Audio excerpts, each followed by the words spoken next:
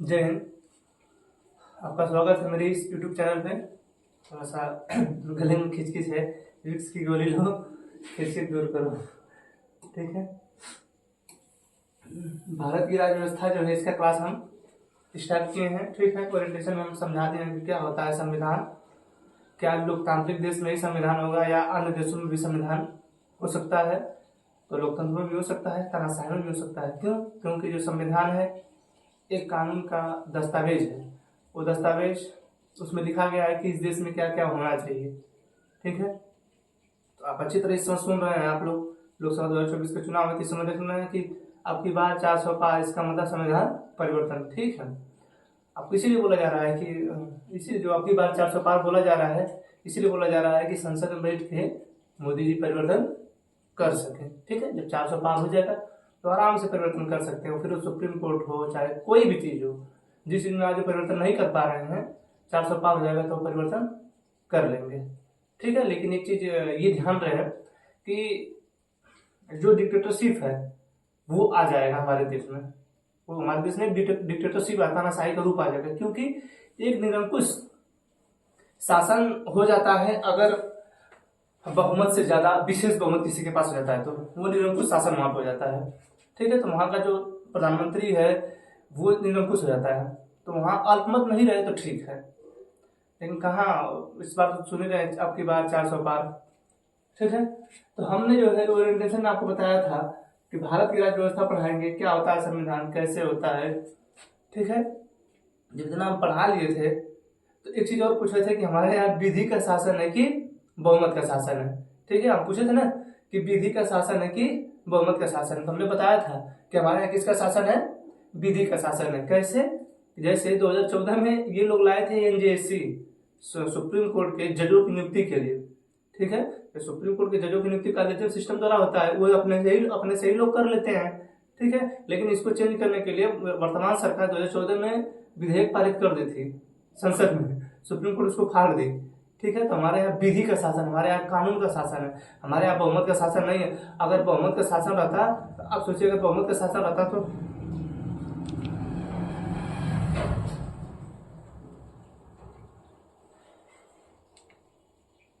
Sorry, हमारे यहाँ बहुमत का शासन रहता तो तानाशाही पै जाते लोग। जो जैसे चिल्ला रहे हैं 400 पार, क्यों चिल्ला रहे हैं लोग, यही रीजन है।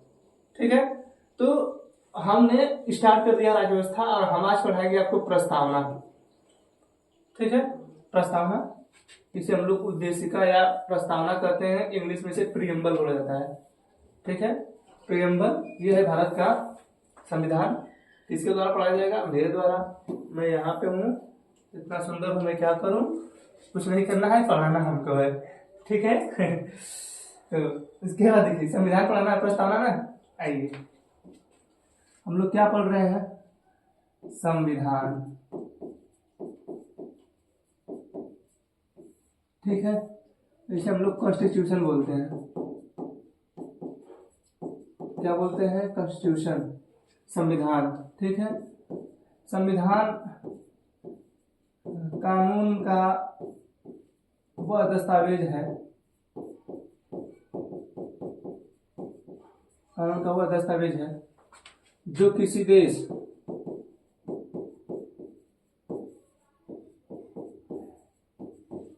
या राज्य को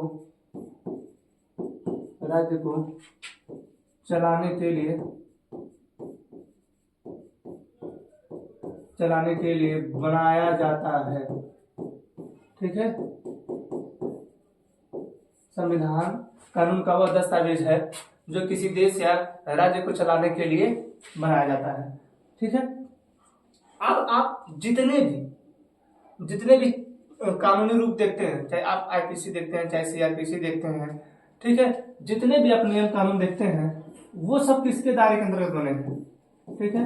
आप आईपीसी देखते हैं, आप सीआरपीसी देखते हैं, ठीक है, आप अन्य और कोई और कानून हो,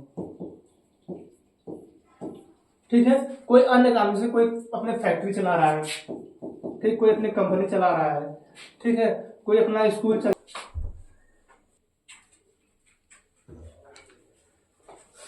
सॉरी गले में दर्द हो रहा था आने के रहते।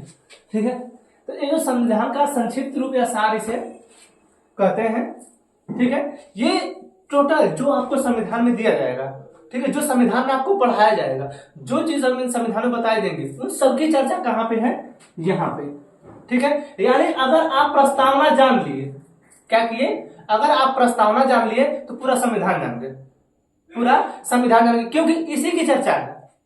ठीक है, क्या है, इसी की चर्चा है पूरा। ये जितना आपको दिया गया है ना, इन्हीं सबों की चर्चा उसके अंदर में लिखा गया है, विस्तार से, पूरा विस्तार से उसी को लिखा गया है। बस आप एक बार प्रस्तावना को ध्यान से पढ़ लीजिए, पूरा पढ़ लेंगे।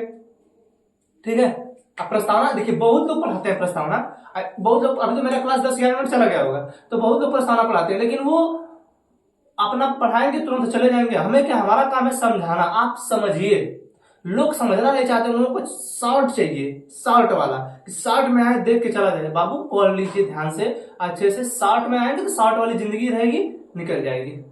ठीक है, लंबा चलना है तो धीरे धीरे चलिए, लंबा चलिए। ठीक है, और नहीं तेजी से जाना है तो आइए तेजी से, शॉर्ट देखिए, चले जाइए। ठीक है, तो लंबा चलने के लिए धीरे धीरे चलना पड़ता है। ठीक, तो हम लोग जो है इसे संविधान का क्या करते हैं, सार कहते हैं। ठीक है, क्या कहते हैं हम लोग इसे, संविधान का सार कहते हैं। ठीक है, इसे सुप्रीम कोर्ट जो है, हमारे जो सुप्रीम कोर्ट है, ठीक है, सुप्रीम कोर्ट जो है हमारा संविधान निर्माताओं का विचार का है। ठीक है, संविधान जो निर्मात्री हमारे थे, संविधान निर्मात्री जो हमारे संविधान निर्मात्री थे, संविधान निर्मात्री, इन लोगों का ये विचार कहा है, किसने, सुप्रीम कोर्ट ने, कि ये इन लोगों का विचार था। ठीक है, क्या था, ये इन लोगों का विचार था, वो लोग चाहते थे ऐसा करना।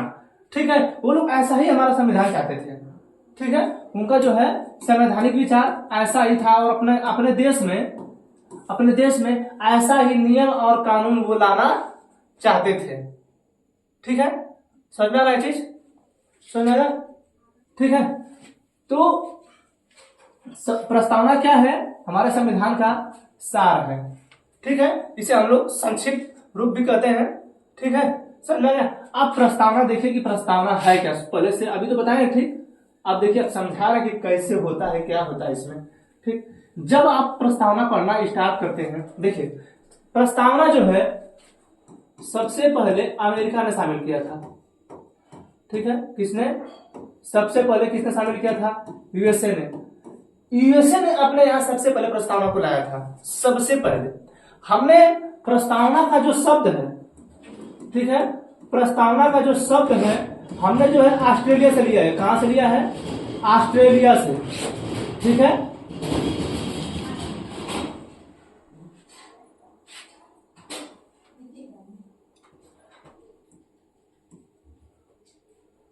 कहां से लिया हमने, ऑस्ट्रेलिया से। ठीक है, कहां से लिया है, ऑस्ट्रेलिया। प्रस्तावना का हमने शब्द कहां से लिया है, ऑस्ट्रेलिया से। प्रस्तावना कहां से लिया हमने, अमेरिका से। ठीक है, तो शब्द या भाषा पूछता है आपसे, क्वेश्चन पूछता है कि प्रस्तावना की भाषा कहां से लिया गया है। ठीक है, तो ये लिया गया है ऑस्ट्रेलिया से। प्रस्तावना कहां से लिया गया है, अमेरिका से। ठीक है, कहां से लिया गया है, अमेरिका से। ठीक है, समझ में आ गया, समझ में आया। ठीक है, अच्छा एक चीज और देख लीजिए, 9 दिसंबर 1946 को संविधान सभा में, 9 दिसंबर 1946 को संविधान सभा में इसे पीटी नेहरू द्वारा पेश किया गया। ठीक है, इसे पीटी नेहरू द्वारा पेश किया गया था। ठीक है, पीटी नेहरू द्वारा क्या किया गया था, इसको पेश किया गया था। ठीक, 22 जनवरी 1947 को संविधान सभा द्वारा इसे स्वीकार किया गया। ठीक है, संविधान सभा द्वारा क्या किया गया, इसको 22 जनवरी 1947 को संविधान सभा द्वारा क्या किया गया, इसे स्वीकार किया गया। ठीक है, इसका जो प्रारूप तैयार किया था, प्रस्तावना का प्रारूप कौन तैयार किया था। ठीक है, प्रस्तावना का प्रारूप जो है बी एन राव संविधान के सलाहकार। ठीक है, संविधान सलाहकार बी एन राव, संवैधानिक सलाहकार कौन थे, बी एन राव। इन्होंने जो है इस प्रस्तावना का प्रारूप तैयार किया था। ठीक है, इन्होंने क्या किया था, इस प्रस्तावना का प्रारूप तैयार किया था। ठीक है, 9 दिसंबर 1946 को संविधान सभा में पेश किया गया। किसको? पीटी नेहरू द्वारा उद्देशिका के रूप में। ठीक है, उद्देशिका के रूप में इसे जो है पेश किया गया था। ठीक है, कब स्वीकार किया गया? 22 जनवरी 1947 को। ठीक है, 22 जनवरी 1947 को इसको स्वीकार किया गया था। सबसे पहले कहाँ था ये? यूएसए से। हमने लिया कहाँ से है? हमने भी यूएसए से लिया है। हमारी जो भाषा है, यूएसए तो अपनी भाषा शामिल किया ना, हमारी जो भाषा है प्रस्तावना की जो भाषा हमने कहाँ से लिया है? हमने प्रस्तावना की भाषा ऑस्ट्रेलिया से लिया, जबकि प्रस्तावना कहाँ से लिया है? अमेरिका से। दिमाग में बैठा लीजिए, प्रस्तावना लिया कहाँ से गया है? ऑस्ट्रेलिया से। प्रस्तावना की भाषा कहाँ से लिया गया है? कहाँ से लिया गया हमको? ये जो है आपका लिया गया है ऑस्ट्रेलिया से। कहां से लिया गया है? ऑस्ट्रेलिया से। ठीक है, समझ आ रहा है ये चीज? ठीक है, समझ आया? ठीक है, अब आगे देखिए, आगे देखिए, ये जो आप देख रहे हैं प्रस्तावना आपकी बोल रहा है कि हम, ठीक है, हम बोल रहा है, यहां पे बोल रहा है हम यानी मैं। अगर आप प्रस्तावना पढ़ना स्टार्ट कर रहे हैं, ठीक है, अगर आप प्रस्तावना पढ़ना स्टार्ट करेंगे तो कहेंगे ना कि प्रस्तावना जब आप पढ़ेंगे तो आप कहेंगे ना कि हम, ठीक है, हम कामा लगा है, यानी इस कामा का बहुत बड़ा वैल्यू है। आप अपने को कह रहे हैं हम, ठीक। उसके बाद फिर लिखा है भारत के लोग। क्या लिखा है? उसके बाद लिखा है भारत के लोग, ठीक है, यानी हम और भारत के लोग, हम भारत के लोग, हम पूरे भारत के लोग, हम पूरे भारत के लोग, ठीक है, हम भारत के लोग, हम और पूरे भारत के लोग, ठीक है। क्या क्या करेंगे? हम और पूरे भारत के लोग, यानी आप भी पढ़ेंगे तो कहेंगे पूरे भारत के लोग, कोई और पढ़ेगा तो वो अपने आप को हम कहेगा पूरे भारत के लोग, कोई तीसरा पढ़ेगा तो वो कहेगा कि हम और पूरे भारत के लोग, यानी सभी लोग शामिल हो जाएंगे कि नहीं। यानी पूरा कश्मीर से लेकर कन्याकुमारी तक कोई भी व्यक्ति पढ़ेगा तो कहेगा हम और भारत के लोग, यानी पूरे भारत के लोगों को लिया जाएगा, ठीक है। जब पूरे भारत के लोगों को लिया जाएगा तो उसके आगे करना क्या है? भारत को क्या करना है? एक संपूर्ण प्रभुत्व संपन्न, ठीक है, क्या करना है आपको? संपूर्ण प्रभुत्व संपन्न, ठीक है, क्या करना है? संपूर्ण प्रभुत्व संपन्न, ठीक। समाजवादी, क्या करना है? समाजवादी, ठीक है, संपूर्ण प्रभुत्व संपन्न समाजवादी, पंथ निरपेक्ष, क्या करना है?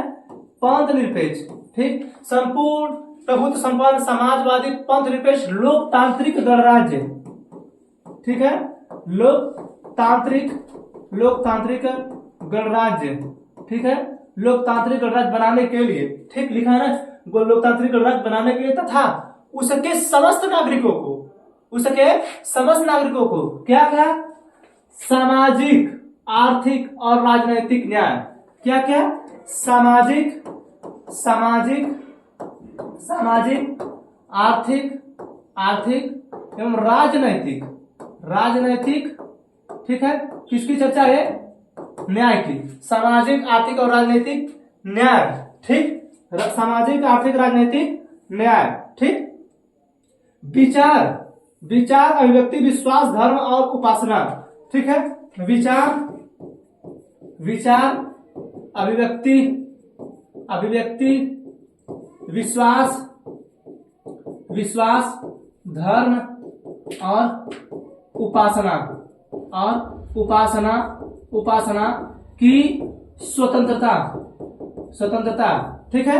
आपको न्याय, सामाजिक, आर्थिक, राजनीतिक न्याय, विचार, अभिव्यक्ति, विश्वास, धर्म और उपासना की स्वतंत्रता, ठीक है, किसकी? उपासना की स्वतंत्रता, ठीक है। उसके बाद हो गया स्वतंत्रता, हो गया प्रतिष्ठा और अवसर की समता, ठीक है, किसकी समता? प्रतिष्ठा एवं अवसर की समता, क्या है? समता, ठीक है, क्या है? समता है, प्रतिष्ठा और अवसर की समता है। ये सब बताया जाएगा, बिल्कुल परेशान नहीं होना। लेकिन आप देखिए पहले क्या क्या चीज की बात की जाए। प्रतिष्ठा और अवसर की समता क्या करना है? प्राप्त कराने के लिए सभी भारतीयों को प्रतिष्ठा और अवसर की समता प्राप्त कराने के लिए तथा उन सब में तथा उन सब में व्यक्ति की गरिमा, सभी व्यक्तियों की गरिमा बनाए रखना है। ना कि संसद में रमेश बिधुड़ी जैसे लोग बैठ के किसी को गाली दे दें, ठीक है। यहाँ पे बात हो रही है कि गरिमा, ठीक है। तो उन सभी व्यक्ति की गरिमा, सभी लोगों को ये अधिकार है कि सभी व्यक्ति की गरिमा बनाए रखें। इसीलिए तो आपको आर्टिकल 21 मिलता है कि आप अपना लाइफ जी सकते हैं। क्यों? यही सब है। तो ये सब कहाँ बताया जाएगा? अंदर संविधान में। यहाँ पे इसीलिए इसको कहा गया ना कि संविधान का सार है। अगर आप इतना पढ़ लिए तो जैसे जैसे संविधान में पढ़ते जाएंगे आपको पता चल जाएगा कि ना यह इसके अंदर में है, इस प्रस्तावना में बोला गया था। आप टोटल चीज तो यहाँ पे है नहीं, लेकिन एक संक्षिप्त रूप से जो बताया गया तो आपके दिमाग में तो ये तो होना चाहिए ना कि नहीं ये भी है, ठीक है। तो व्यक्ति की गरिमा और राष्ट्र की एकता, राष्ट्र की एकता यानी मनीष कश्यप जैसे लोग अगर मान के चले यूट्यूब पे, उनको तो दोषी ठहरा दिया गया था, तो हम कह सकते हैं उनको दोषी ठहराया गया था। तो तमिलनाडु और बिहार में दो राज्यों में आप झगड़ा लगा रहे हैं, यानी हमारे देश की एकता के बीच जो है आप दरार डाल रहे हैं, इसीलिए उनको गिरफ्तार किया गया था और उनको 6 से 7 महीने या जो भी जेल में डाला गया था। समझा रहा है चीज? यहाँ पे तो शॉर्ट में दे दिया कि क्या करना है आपको, राष्ट्र की एकता बनाए रखना है। अगर आप राष्ट्र की एकता में कोई भी उद्दंडता लाएंगे तो आप जो है जेल में जाएंगे। तो सबका कानून बना कि नहीं, लेकिन है क्या यहाँ संक्षिप्त रूप, तो समझना आपको है, ठीक। एकता और अखंडता यानी आप ऐसा कोई नारेबाजी नहीं करेंगे जो हमारे देश के विपरीत हो। आप ऐसा कभी नहीं करेंगे कि भारत मुर्दाबाद ऐसे वैसे, जैसे कन्हैया कुमार के ऊपर लगता है ना कि भारत 13 टुकड़े होंगे, लेकिन उसके ऊपर अभी तक चार्जशीट दायर नहीं हुई है, न वो कभी जेल में गया उसके लिए, ठीक है। तो राष्ट्र की एकता और अखंडता सुनिश्चित करने वाली बंधुता यानी भाईचारा, भाईचारा को बढ़ाने के लिए क्या करना है, को बढ़ाने के लिए दृढ़ संकल्पित होकर, हम लोगों ने दृढ़ संकल्पित होकर, ठीक है, अपनी इस संविधान सभा में आज यानी उस दिन जिस दिन इस प्रस्तावना को अपनाया जा रहा था, तारीख 26 नवंबर 1949, तारीख 26 नवंबर 1949। अब एक और पूछ देता है, मिति मार्ग शीर्ष शुल्क, ठीक है, मिति मार्ग शीर्ष शुल्क सप्तमी विक्रमी संवत 2006, ठीक है, अपनाया कब गया था? 26 नवंबर 1949 को। लेकिन एक चीज और हम विक्रमी संवत देख रहे हैं, ठीक है, तो वो कभी कभी विक्रमी संवत पूछ देता है, ठीक है। तो विक्रमी संवत क्या दे रहा है? 2006 दे रहा है, ठीक है। विक्रमी संवत की चर्चा 2006 है, यानी अगर आपको विक्रमी संवत पता करना है 57 साल उसमें ऐड कर दीजिए। क्या करना है? 57 साल ऐड कर दीजिए, वो विक्रमी संवत आ जाएगा। अगर आपका नाम पता करना है आपको विक्रमी संवत में, अपने नाम में 57 साल ऐड कर दीजिए, वो आके ऐड होके आ जाएगा, ठीक है। विक्रमी संवत 2006 को एतद द्वारा इस संविधान को यानी जब हम पढ़ रहे थे, हम और पूरे भारत के लोग, ठीक है, जब इसे पढ़ रहे थे तो हमें महसूस हो रहा था कि यानी हम लोग 26 नवंबर 1949 को इस संविधान को, हम और पूरे भारत के लोग ने इस संविधान को अंगीकृत, यानी ये हमारे अंग के ऊपर लागू होगा, हमारे अंग के ऊपर ही लागू होगा, अधिनियमित, इसमें जितने भी अधिनियम बनाए जाएंगे हमारे ऊपर लागू होंगे, हमारे अंग के रूप में। अंगीकृत का मतलब हमारे अंग के ऊपर, ठीक है। अधिनियमित का मतलब होता है हमारे ऊपर ये अधिनियम लागू होगा, ठीक है, जिसे अंगीकृत अधिनियमित अंग के ऊपर अधिनियम लागू होगा, जिसे हम लोग आत्मा से मानते हैं। क्या करते हैं? इसमें लिखा है ना, आत्मार्पित करते हैं, यानी हम लोग इसे आत्मा से मानते हैं, ठीक है। ये है आपके संविधान की प्रस्तावना, ठीक है। समझा चीज, ठीक। यानी हम भारत के लोग भारत को संपूर्ण प्रभु संपन्न समाजवादी पंथ निरपेक्ष लोकतांत्रिक गणराज्य बनाने के लिए तथा उनमें गणराज्य बनाने के तथा उसके समस्त अंगों में सामाजिक, आर्थिक, राजनीतिक न्याय, विचार, व्यक्ति विश्वास, धर्म और वास्तव की स्वतंत्रता, प्रतिष्ठा और अवसर की क्षमता प्राप्त कराने के लिए तथा उन सब में व्यक्ति की गरिमा और राष्ट्र की एकता और अखंडता सुनिश्चित कराने वाली बंधुता को बढ़ाने के लिए दृढ़ संकल्पित होकर इस संविधान सभा में आज तारीख 26 नवंबर 1949 को मिति मार्ग शीर्ष शुक्ल सप्तमी विक्रमी संवत 2006 को एतद द्वारा इस संविधान को अंगीकृत, अधिनियमित एवं आत्मार्पित करते हैं, ठीक है। ये आपकी प्रस्तावना है, समझा, ठीक है। अब इस प्रस्तावना में ये चीजें दिया गया है, ठीक है, ये सब चीजें दिया गया है, ठीक। आइए, जब ये सब चीज दिया गया है थोड़ा आगे देख लेते हैं, ठीक है। क्या क्या चीजें चर्चा थी उसमें? अच्छा, आप जब आप प्रस्तावना पढ़ रहे हैं तो प्रस्तावना में अभी आपने देखा है कि प्रस्तावना का स्रोत क्या है। ठीक है, प्रस्तावना का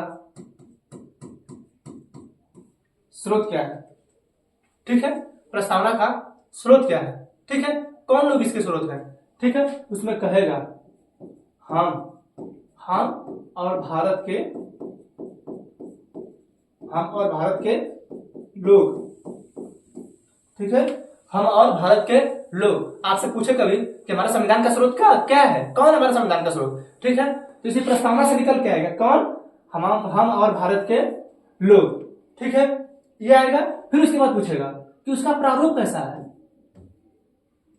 ठीक है, क्या पूछेगा आपसे कि उसका, आप तो कह रहे हैं कि हम भारत के लोग, इसका प्रारूप कैसा है। ठीक है, इसका जो है प्रारूप कैसा है। ठीक है, प्रारूप बताएंगे ना कि प्रारूप कैसा है, यानी आपका रूप कैसा है, आपका आकार बताया। जैसे आप गुम हो जाते हैं कभी, तो बताया जाता है ना कि ऐसा शर्ट, काला शर्ट, मान लीजिए गुम है, इसी शर्ट में गुम हो गए। ठीक है, हमको देखिए लोगों का मेंटली प्रॉब्लम होता है, कभी कभी गुम हो जाते हैं, लोग हो जाते हैं। ठीक है, कुछ ऐसी परिस्थितियां लाइफ में आ जाती हैं जिससे लोग मेंटल हो जाते हैं। ठीक है, कुछ लोग हो जाते हैं ऐसे ना, बन जाते हैं। ठीक है, देखिए अब हम हेरा गए तो हमारा क्या छपेगा कि हमारा नाम, हमारे पापा का नाम जो है, हमारा घर यहाँ है। ठीक है, अपनी पुलिस थाना द्वारा छपाया जाएगा। ठीक है, रंग सावला, 5 फुट 6 इंच हाइट, इतना है। ठीक है, लड़का ये शर्ट पहना है, जींस पहना है, पैर में चप्पल है, चश्मा लगाता है, अच्छा मास्टर भी है, पढ़ाता भी है, ये सब कागज उसमें छपेगा पेपर में, देखेंगे नहीं ये सब। ठीक है, तो प्रारूप कैसा है, प्रारूप कैसा है आप लिख के बता रहे हैं। ठीक, तो भारत के जो संविधान की जो प्रस्तावना है उसमें किस प्रकार के प्रारूप की बात की गई, यानी हमारे भारत को कैसा बताया गया है कि भारत कैसा होगा।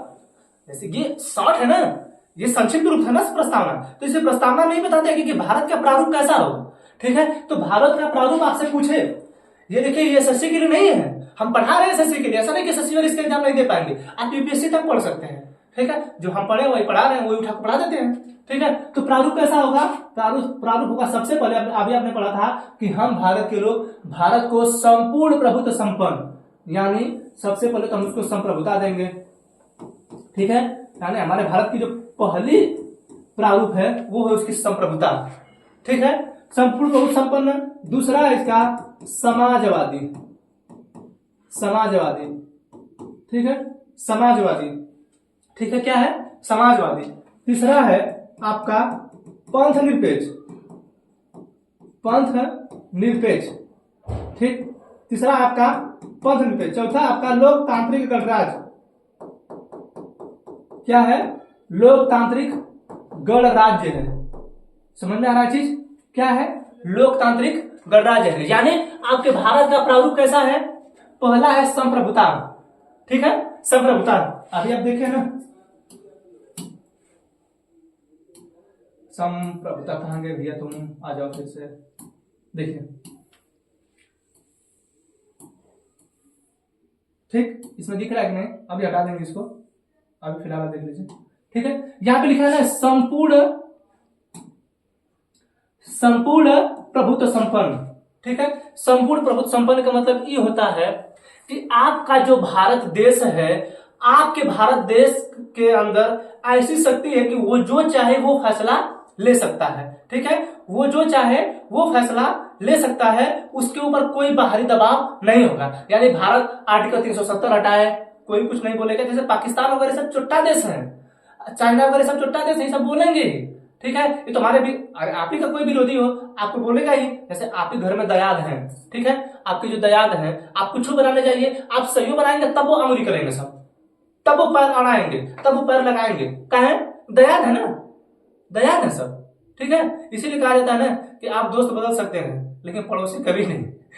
ठीक है, तो उनके साथ व्यवहार अच्छा बना के रखा करिए। ठीक है, तो संपूर्ण प्रभुत्व संपन्न का मतलब होता है कि आप जैसे अपने घर को बना रहे हैं, अपना कैसा घर बनाएंगे, उस घर में कैसा डिजाइन लगाएंगे। ठीक है, क्या क्या डिजाइन होगा, क्या क्या उस घर में लगाएंगे, एसी लगाएंगे, कूलर लगाएंगे। जैसे अरविंद केजरीवाल के घर का पूरा जो है बायोडाटा निकाला जा रहा था, तो हमारे देश के कुछ चरण चुंबक लोग हैं, पत्रकार लोग, वो लोग बता रहे थे कि ये घर में ये बाथरूम लगा है, ऐसा यहाँ पे घर इनके में ये एसी लगा है, ऐसे होता है, वो होता है। ठीक है, ये सब जो चीजें हैं बताई गई थी। ठीक है, तो वो चीजें जो संपूर्ण प्रभुत्व संपन्न है, आप जो देख रहे हैं, ठीक है, आपके अंदर वो शक्ति है कि आप कोई भी फैसला ले सकते हैं। ठीक है, क्या कर सकते हैं, आप कोई भी फैसला ले सकते हैं, आपको कोई नहीं रोकेगा। ठीक है, आपको कोई नहीं रोकेगा। ये है आपके संपूर्ण प्रभुत्व संपन्न के अंतर्गत। ठीक है, आप जो है संपूर्ण प्रभुत्व संपन्न के अंतर्गत आएंगे, यानी कोई भी फैसला आप लेंगे, आपके ऊपर कोई भी फैसला नहीं लेगा। ठीक है, दूसरा है समाजवादी। ठीक है, दूसरा है समाजवादी। ठीक है, समाजवादी का मतलब होता है सरकारी। ठीक है, समाजवादी का मतलब होता है सरकारी, यानी आप जो सरकार जो चीजें देखते हैं, जैसे अभी आप सुन रहे हैं, एक होता है समाजवादी, ठीक है, एक समाजवादी होता है, एक होता है पूंजीवादी। ठीक है, एक होता है पूंजीवादी। ठीक, समाजवादी और पूंजीवादी, आपको इन दोनों में क्या अंतर दिख रहा है? आपको समाजवादी और पूंजीवादी इन दोनों में क्या अंतर दिख रहा है? पूंजीवाद का मतलब कि प्राइवेटाइजेशन, कुछ बड़े लोगों के लिए। ठीक है, और समाजवादी का मतलब सरकारी। अभी आप रेलवे का देख रहे हैं, प्राइवेटाइजेशन हो रहा है कि नहीं? ठीक है, विद्युत का प्राइवेटाइजेशन हो रहा है कि नहीं? तो जो प्राइवेटाइजेशन हो रहा है वो पूंजीवाद है। ठीक है, लेकिन हमारी सरकार क्या चाहती थी? समाजवादी, यानी गवर्नमेंटेड चीजों को, आप गवर्नमेंटेड चीजों को बनाइए। ठीक है, तो वो है समाजवादी, यानी उसका प्रारूप कैसा होगा? समाजवादी होगा। जो गरीब लोग हैं, गरीब तबके के लोग हैं, उनको बढ़ाने के लिए, उनकी इकोनॉमी बढ़ाने के लिए, ऐसा नहीं कहेंगे हम कि 500 रुपया महिलाओं को देके हम उनका वोट लेंगे, हम राशन देके उनका वोट लेंगे, ऐसा नहीं करना है। ठीक है, करना क्या है? समाजवादी, यानी हम गवर्नमेंटेड चीजों को बनाए। ठीक है, हम लोगों को इकोनॉमिक रूप से ऊपर लाए, हम लोगों को रोजगार दें, साल में 2 करोड़, लेकिन आपको ना मिला, आपके स्टूडियो के बाहर हम पकौड़ा बेचेंगे। ठीक है, वो समाजवादी नहीं है। ठीक है, तो जो समाजवादी है क्या कर रहा है कि अपने देश को आप ऊपर लेके जाइए गवर्नमेंटेड रूप से। ठीक है, समाजवादी पंथ निरपेक्ष, पंथ निरपेक्ष, समाजवादी कौन समझाया? सरकारी। ठीक है, आप पंथ निरपेक्ष, पंथ निरपेक्ष का मतलब है, देखिए, एक होता है पंथ निरपेक्ष, एक होता है धर्म निरपेक्ष। ठीक है, एक होता है पंथ निरपेक्ष, एक होता है धर्म निरपेक्ष। ठीक है, देखिए इन दोनों में अंतर है। ठीक, आप लोग सुन जब प्रस्तावना पढ़ते हैं तो पंथ निरपेक्ष पढ़ देते हैं, कभी कभी पढ़ देते हैं धर्म निरपेक्ष, दोनों में अंतर समझ लीजिए। पंथ निरपेक्ष का मतलब ये होता है कि सरकार जो वर्तमान में भारत की सरकार है, ठीक है, भारत की जो सरकार है वो भारत की सरकार का कोई धर्म नहीं होगा, भारत के सरकार का कोई धर्म नहीं होगा। ठीक है, उसके भारत के सरकार के पास कोई भी धर्म नहीं होगा। हाँ, वो आपको धर्म मानने की अनुमति देगी। भारत सरकार के पास कोई धर्म नहीं होगा, लेकिन वो आपको धर्म मानने की अनुमति देगी। लेकिन जो आप धर्मनिरपेक्ष देख रहे हैं, जो आप धर्मनिरपेक्ष देख रहे हैं, इस धर्मनिरपेक्ष में ये होता है कि ना उस सरकार के पास कोई धर्म होगा, ना आपके पास धर्म होगा, जैसे चाइना। ठीक है, हाँ, भारत का वो व्यक्ति धर्मनिरपेक्ष हो सकता है। ठीक है, भारत का व्यक्ति धर्मनिरपेक्ष हो सकता है, जैसे हम धर्मनिरपेक्ष हो सकते हैं, हम कौन धर्म ना मानेंगे, हम विदाउट धर्म का रहेंगे। ठीक है, तो ये है आपका धर्मनिरपेक्ष। ठीक है, आप पंथ निरपेक्ष सरकार को बनाएंगे। ठीक है, सरकार के पास कोई धर्म नहीं होगा, लेकिन वो सरकार आपको धर्म मानने की स्वतंत्रता देगी, आप जो है धर्म मानिए। ठीक है, ये है पंथ निरपेक्ष। समझ में आया? पंथ निरपेक्ष और धर्मनिरपेक्ष दोनों में अंतर समझ आ गया? ठीक है, तो पंथ निरपेक्ष समझ आ गया। लोकतांत्रिक गणराज्य, ठीक है, लोकतांत्रिक गणराज्य, देखिए लोकतांत्रिक गणराज्य, ठीक है, लोकतांत्रिक गणराज्य। ठीक है, अब जो लोकतांत्रिक गणराज्य आप देख रहे हैं, हमने पढ़ाया आपको लोकतंत्र। ठीक है, लोक में होता है जनता, ठीक है, तंत्र में होता है शासन। ठीक है, जनता का शासन। अब लोकतांत्रिक, ठीक है, अब जनता द्वारा जो शासन होगा। ठीक है, ठीक है, तो लोकतांत्रिक गणराज्य, ठीक है, जनता का शासन। ठीक, समझ रहे हैं? यानी आप वोटिंग करके भेज रहे हैं लोकतंत्र में। ठीक है, किसको? अब जिसको भी बनाना आपको नाम तो बताएंगे। ठीक है, लोकतांत्रिक यानी जनता का शासन होगा। ठीक है, गणराज्य यानी हमारे देश में एक राजा का रूप होगा। गण में देश हमारा है, राज्य में राजा, एक हमारे देश में राजा होगा, लेकिन वो राजा जो है वंशानुगत नहीं होगा। ठीक है, वो वंशानुगत नहीं होगा, यानी हमारे देश की जो राष्ट्रपति हैं वर्तमान में द्रौपदी मुर्मू है, तो ऐसा नहीं कि उन्होंने लड़का राष्ट्रपति बन जाए, उन्होंने लड़का राष्ट्रपति बन जाए, या ऐसे पहले जो पंडित जवाहरलाल नेहरू थे वो लोग प्रधानमंत्री थे, ऐसा नहीं कि वो लोग भी प्रधानमंत्री बन जाए, ठीक है। खैर वो लोग कुछ दिनों तक क्या हुए, बने थे वो लोग, ठीक है। तो वो आप चुनावी रूप में आइए ना, आप चुनावी रूप में आइए, लड़ के आइए, तो अपना चुनाव जीत के आइए, तब ना बने थे वो लोग। तो आपके अंदर जो क्षमता है वो कर क्या पाइए, ठीक है। तो ये जो गणराज्य वाला शासन है, आप वंशानुगत नहीं होंगे, ठीक है। समझा रहा है चीज, लोकतांत्रिक ना समझेगा।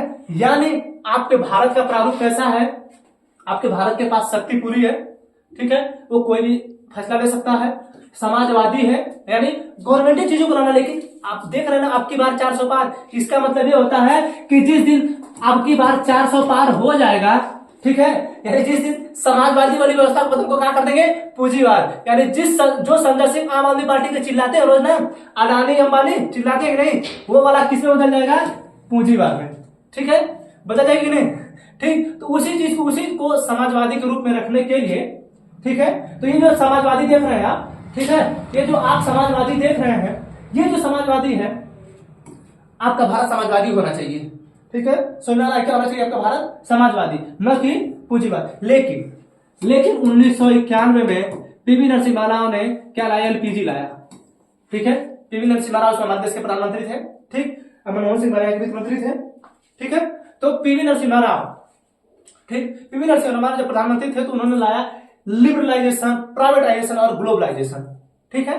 लिबरलाइजेशन, प्राइवेटाइजेशन और ग्लोबलाइजेशन, यानी हमारा 1991 से पहले हमारा देश में सिर्फ सरकारी चीजें होती थी, ठीक है, सिर्फ सरकारी।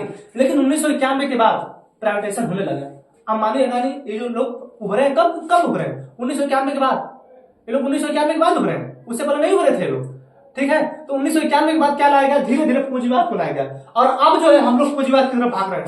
हमारे देश के लोग गरीब होते जा रहे हैं और लोग बड़े बड़े लोग अमीर होते जा रहे हैं। तभी तो आज 1% लोगों के पास 40% संपत्ति है देश की पूरी, 1% लोगों के पास, ठीक है, समझा रहा है। बाकी 80% लोग जो है 20,000 से कम रुपए कमाते हैं, ठीक। तो हमारे यहाँ हमारे देश का प्रारूप कैसा होगा, समाजवादी होगा। पंथ निरपेक्ष, यानी हमारे देश में हमारे सरकार का कोई धर्म नहीं होगा, लेकिन जो लोग वहां के होंगे उनका धर्म होगा, ठीक है। वो लोग धर्म मान सकते हैं, उनको बाध्यता नहीं है कि आप मानिए, ऐसी बाध्यता नहीं है, आपको मानना मानिए, नहीं मानना मत मानिए, ठीक है। लोकतंत्र, यानी हमारे यहाँ लोकतंत्र है, जनता द्वारा चुनी सरकार होगी। समझा रहा है चीज, इतना समझा गया। यानी हमारे भारत का ये प्रारूप होगा, हमारे भारत का ये प्रारूप होगा, ठीक है, समझा गया कि नहीं, भारत का प्रारूप कैसा होगा। अब आगे आइए, अब हमारे भारत का उद्देश्य क्या है, जो संविधान आप पढ़े हैं, इस संविधान जो आप पढ़े हैं, इसका उद्देश्य क्या है, ठीक है। अभी आप देख रहे हैं ना ये सब चीजें, ये सब चीजें भी संविधान में मंदरमा है। हमारे भारत के संविधान का उद्देश्य क्या है,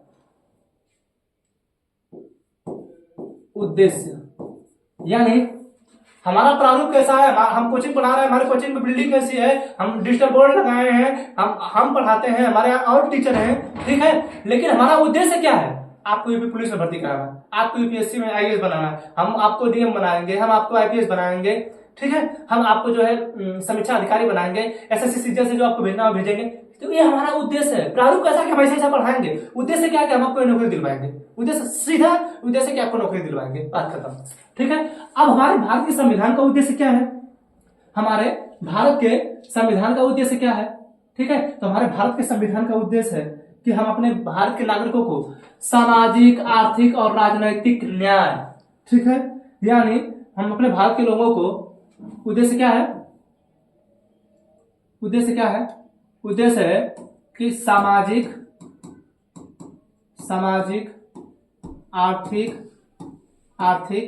राजनैतिक, सामाजिक, आर्थिक, राजनैतिक, ये तीनों क्या है, न्याय, ठीक है। सामाजिक, आर्थिक, राजनीतिक, न्याय, ठीक। उसके बाद है विचार, उसके बाद है विचार, अभिव्यक्ति, विश्वास, धर्म और उपासना, ठीक है। विचार, ठीक है, विचार, अभिव्यक्ति, उसके बाद है विचार, अभिव्यक्ति, विश्वास, धर्म और उपासना, ठीक है, धर्म और उपासना की स्वतंत्रता क्या है, ये क्या बोल रहा है, ये स्वतंत्रता बोल रहा है, ठीक है। किस चीज की बात कर रहा है, स्वतंत्रता, ठीक। प्रतिष्ठा एवं अवसर की, प्रतिष्ठा एवं अवसर की समता, ठीक है। प्रतिष्ठा एवं अवसर की क्या होगी, आपको समता होगी। यानी हमारे उद्देश्य क्या है, हम आपको अपने समाज में कोई भेदभाव ना हो, न कोई छोट जाति का, न कोई बड़ा जाति का, न कोई एससी से, न कोई एसटी से, न कोई ओबीसी से, न कोई जनरल से, ये भेदभाव हम खत्म करेंगे। आपको लगता है कि वो आपकी बात में भेदभाव खत्म है? आपको लगता है कि हमारे देश में कौन ऐसा है जो राजनीतिक रूप से प्रताड़ित नहीं है? कौन है? ठीक है, सभी लोग राजनीतिक रूप से प्रताड़ित हैं, कोई उस पार्टी से, कोई उस पार्टी से, और हमारा संविधान चिल्ला रहा है कि हम आपको सामाजिक रूप से कोई भेदभाव नहीं होने देंगे, ठीक है। समाज में आज देख रहे हैं ना कि दलित व्यक्ति के ऊपर पेशाब कर दिया गया था, एमपी में किया गया था कि नहीं देखोगे, पढ़ना तो है नहीं, ठीक है, पढ़ना तो है नहीं, आपको पढ़ेंगे क्या, पढ़ेंगे तो जानकार में हो जाएंगे, ठीक। रील्स देखिए आप लोग, पति के साथ रहेगी कि देवर के साथ रहेगी, टेंगे टेंगे पता नहीं क्या वायरल हो गया है, उस वो चल रहा है टेंगे टेंगे, ठीक है। पता नहीं उसमें क्या, हमको खुद ना समझ में आ रहा है, जहां देखा जहां जा रहा कोई बच्चा ऐसे ऐसे कर रहा है, टेंगे टेंगे क्या है वो, ठीक है, पढ़िए, वो बहुत दिन आएगा, ठीक है। तो सामाजिक रूप से कोई भेदभाव आपके साथ नहीं होगा, ये हमारे संविधान का उद्देश्य है। लेकिन हमारे संविधान के उद्देश्य का पालन कहां किया जा रहा है, ठीक है। जो गरीब है वो गरीबा है, जो अमीर है वो अमीर है, जो गरीब है वो गरीब होता जा रहा है, जो अमीर है वो अमीर होता जा रहा है, ठीक है। तो सामाजिक रूप से आपके साथ कोई भेदभाव नहीं होगा, ये हमारा संविधान का उद्देश्य है, ठीक है। आर्थिक रूप से आपको आगे ले जाया जाएगा। अगर आपके पास खाने के लिए राशन नहीं है तो 5 किलो राशन दिया जाएगा, ठीक है। आपको जो है अपने वोट लेने के लिए आपको 500 रुपए दिए जाएंगे, ठीक है। ये नहीं कहा जाएगा कि हम आपके लड़कों को जॉब देंगे, ऐसा कभी जॉब दे देंगे तो फिर आपको वोट कहां देंगे, हम नहीं देंगे ना, आप वोट उनको कहां देंगे। आर्थिक रूप से हम आपको कमजोर बनाएंगे, यहाँ पे कहेंगे कि हम आर्थिक रूप से आपको ऊपर लाएंगे, आपको हम न्याय करेंगे कि सभी लोग हमारे देश में बराबर हो। तो राहुल गांधी का मैनिफेस्टो आया है, तो राहुल गांधी ने कहा है कि हम जो है जो लोग कमजोर लोग हैं उनको ऊपर लाने का बात करेंगे। तो विपक्ष के लोग कह रहे हैं को मंगलसूत्र बेच देंगे आपका, बाप रे बाप, इतनी बड़ी व्यवस्था, लेकिन चुनाव जीतने के लिए कुछ भी लोग कर रहे हैं, ठीक है। तो आर्थिक रूप से हम आपको सशक्त बनाएंगे, लेकिन कैसे, 500 रुपए देके महिलाओं को वोट ले लेंगे, ठीक है। 2000 रुपए किसानों को, एक साल में 6000, एक साल में 6000 को मिल रहा है, ठीक है। क्या है वो 6000 में आपका क्या हो जाएगा, कौन सी खेती आप कर लेंगे, ठीक है। तो वो आपको प्रोत्साहन दिया जाएगा, 5 किलो राशन दे दिया जाएगा, आपको प्रोत्साहन करके आप खा नहीं पा रहे हैं, तो वो जो है आर्थिक रूप से आपको बढ़ाया जाएगा। ये हमारे संविधान का उद्देश्य है। ये उद्देश्य नहीं है जो हम बता रहे थे, अभी बोल रहे थे, जो नेता सब कर रहे हैं, उद्देश्य वो नहीं है। उद्देश्य वो है कि आपको बेरोजगारी से हटाया जाए, आपको एक अच्छे लेवल पे लाया जाए, आप जो काम कर रहे हैं उसका अच्छा पैसा कमाए, आपकी सैलरी निर्धारित हो, लेकिन वो सब नहीं हो रहा है, ठीक है। तो सामाजिक रूप से, आर्थिक रूप से, राजनैतिक न्याय, हमारे देश में, हमारे देश के प्रत्येक व्यक्ति के पास ये अधिकार है कि वो चाहे जो चुनाव लड़ सकता है, लेकिन उसकी कोई कुछ ना कुछ उसकी एलिजिबिलिटी होगी, ठीक है। यानी अगर आप गांव के प्रधान का चुनाव लड़ रहे हैं, मुखिया का चुनाव लड़ रहे हैं तो 21 साल उम्र होनी चाहिए, अगर आप लोकसभा का चुनाव लड़ रहे हैं तो 25 साल उम्र होनी चाहिए, अगर राज्यसभा का चुनाव लड़ रहे हैं तो 30 साल होने चाहिए, राष्ट्रपति का लड़ रहे हैं तो 35 साल होना चाहिए, राज्यपाल का लड़ रहे हैं तो 35 साल होना चाहिए, उपराष्ट्रपति का लड़ रहे हैं तब भी 35 साल होना चाहिए, ठीक है। तो ये जो सब उम्र है ये निर्धारित किया गया है, आप भारत के नागरिक हो, ठीक है। तो ये सब जो चीजें हैं ये आप ये कहते हैं कि आप चुनाव लड़ सकते हैं, ठीक है। लेकिन आपकी जो एलिजिबिलिटी है, अगर आप वो उस एलिजिबिलिटी में है, जैसे आपको नौकरी करने के लिए आपकी एलिजिबिलिटी मांगी जाती है कि नहीं, उसी तरह आपके पास जो राजनीतिक अधिकार है, ठीक है, आप वो भी आप एलिजिबिलिटी लाइए, कोई व्यक्ति हो, नहीं रोका नहीं जाएगा, आप लड़ सकते हैं। हाँ, एक चीज है कि हमारे यहाँ पढ़े लिखे हैं कि नहीं ये डिसाइड नहीं होता है, ठीक है। हमारे यहाँ का एक अनपढ़ लोग भी जो है क्या बन सकते हैं, नेता बन सकते हैं। ये 3 प्रकार के न्याय की बात की गई आपके संविधान में, सामाजिक, आर्थिक और राजनीतिक न्याय, ये उद्देश्य हमारे संविधान का, ठीक है। तो आपसे पूछे कभी कि हमारे संविधान में कितने प्रकार की न्याय की बात की गई है, तो 3 प्रकार की, सामाजिक, आर्थिक एवं राजनैतिक, सामाजिक, आर्थिक एवं राजनैतिक, ठीक है। देखिए, विचार, अभिव्यक्ति, विश्वास, धर्म और उपासना, ठीक है। विचार, आप अपने विचार रखे सबके सामने, नेताओं के सामने विचार रखे कि ये बताइए हैदराबाद के ऐसे बिगड़ा काहे नहीं बनवाए, अपना विचार रखे, ठीक है। अभिव्यक्ति, झंडा लहराते इंडिया का अभिव्यक्ति है, काला झंडा नेताओं को दिखाते हैं आपकी अभिव्यक्ति है, ठीक है। आप उनके सामने अपना वक्तव्य रखते हैं, लेकिन अगर आप काला झंडा नेताओं को दिखा देते हैं तो आपको उठा के जो है जेल में डाल दिया जाता है और आप पे जो है राजद्रोह का मुकदमा लगाया जाता है। राजद्रोह और देशद्रोह दोनों में अंतर है। राजद्रोह होता है आप नेता का विरोध करेंगे तो राजद्रोह होता है, देशद्रोह में आप देश का विरोध करेंगे तो देशद्रोह होता है। देशद्रोह आतंकवादी की धारा लगती है, राजद्रोह में कोई धारा नहीं लगती ज्यादा, आप छूट के दल से चले आते हैं। ठीक है, तो अभिव्यक्ति है, आप झंडा दिखाइए, विचार अपना प्रकट करिए। ठीक है, विश्वास, अपने देश के प्रति विश्वास बनाए रखिए। ठीक है, अपने देश के प्रति विश्वास बनाए रखिए। धर्म, जो भी धर्म आपका है उस धर्म का पालन करिए। ठीक है, उपासना, जो आपको उसके बारे में बोलना है, जो आप उस चीज के बारे में सोच रहे हैं, ठीक है, इस 5 प्रकार की आपको स्वतंत्रता दी गई। विचार, अभिव्यक्ति, विश्वास, धर्म और उपासना की 5 प्रकार की आपको क्या दिया गया है, स्वतंत्रता दिया गया है। ठीक है, 5 प्रकार को आपको क्या दिया गया है, स्वतंत्रता दिया गया है। ठीक है, यानी अगर आपसे पूछे कि हमारे संविधान में कितने प्रकार की स्वतंत्रता की बात की तो क्या बताएंगे, 5 प्रकार की। कौन कौन से, विचार, अभिव्यक्ति, विश्वास, धर्म एवं उपासना। विचार, अभिव्यक्ति, विश्वास, धर्म एवं उपासना। ठीक है, फिर बोल रहा है प्रतिष्ठा एवं अवसर की समता। आपका सम्मान, हमारा सम्मान, हमारे सामने वाले का सम्मान, उनका सम्मान, जो सभी लोग हैं। तभी तो कोर्ट में आप देखते हैं कि फैसला होता है कि नहीं। ठीक है, फैसला होता है कि किन्होंने क्या किया, किन्होंने क्या किया। लेकिन हमारे यहाँ एक प्रधानमंत्री हुए HD देवगौड़ा, ठीक है, उनके पोते हैं, लगभग 3000 उनके जो है एस वीडियो वायरल हुए हैं। बताइए कितने महिलाओं के साथ बंदे ने रेप किया है। सोचिए, अब भाग गया जर्मनी, भाग गया, अगर जर्मनी वर्तमान सरकार के साथ है, वो जर्मनी भाग गया। अब सोच लीजिए, इतनी महिलाओं का रेप किया। वो प्रतिष्ठा की बात हो रही है कि सभी लोग एक समान है, और पता नहीं कैसे भाग गए जर्मनी। इतना इसका फेमस वायरल हुआ, एक ही दिन में सब तो वायरल नहीं हो गया होगा, फिर भी जर्मनी भाग गया। और वर्तमान सरकार उसको टिकट दे दी थी अपने यहाँ से, सांसद था हमारे यहाँ का, पता नहीं कौन सा रमाना, प्रज्वल रमाना उसका नाम है। बताइए, ऐसे ऐसे तो लोग हमारे देश में है। हमारे देश में जो लोग गलत कर रहे हैं उनके ऊपर कोई कार्रवाई नहीं है, जो सही है उसके ऊपर कार्रवाई हो रहा है, जो नहीं किया था उसको। ठीक है, तो प्रतिष्ठा की बात होगी, आपके सम्मान को बनाया जा रखेगा। ठीक है, अवसर, यानी जो आप नौकरी करना चाहते हैं, अगर यूपी पुलिस की भर्ती आई तो आप अगर उसकी एलिजिबल हैं तो आप फॉर्म भरिए, परीक्षा दीजिए, भर्ती हो जाइए। खैर वो फॉर्म रिजेक्ट हो जाए, लीक हो जाए, उससे सरकार से कोई मतलब नहीं है।